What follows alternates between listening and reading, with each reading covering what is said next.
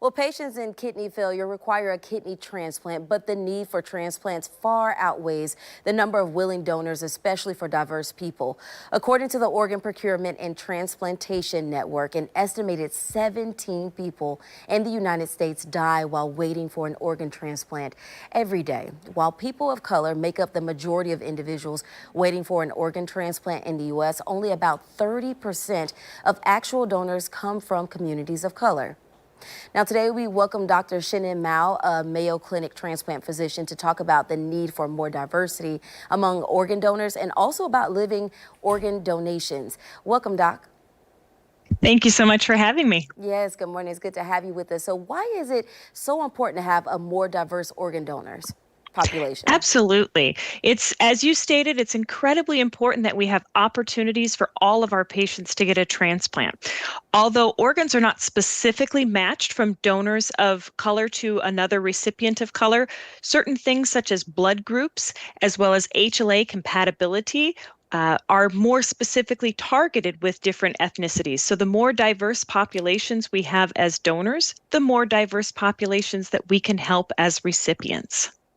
And so are there certain racial and ethnic groups that's more likely to need a transplant than others, and why?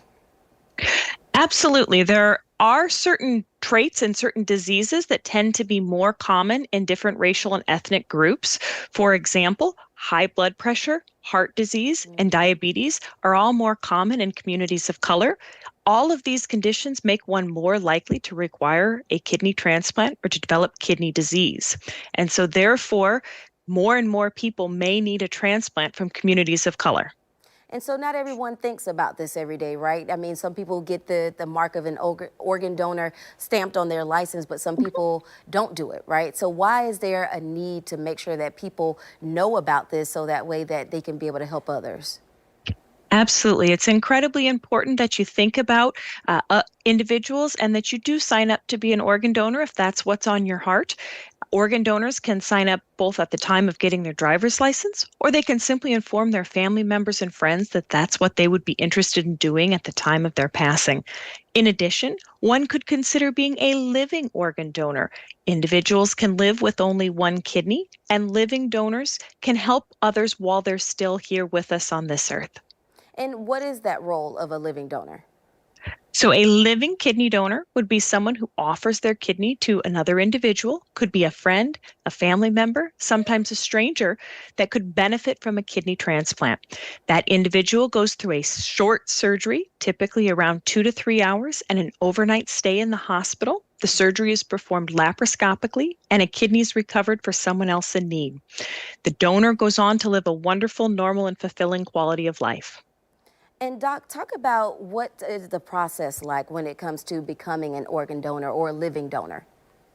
Absolutely. So a living donor goes through a short evaluation process. Typically, it is done during the course of 1 to 2 days at a transplant center. And then once approved to be a donor, they go through a laparoscopic surgery to recover the kidney. As I said, their stay in the hospital is typically 1 day after surgery. And then they have a recovery period of about a month wherein they slowly return back to normal activities.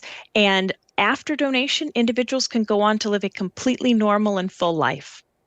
Yes, definitely. We know that's very important for people to make sure that they can help other people still live. So we appreciate you, Doctor, for just joining us today and giving us that very important information. Absolutely. Thank you very much.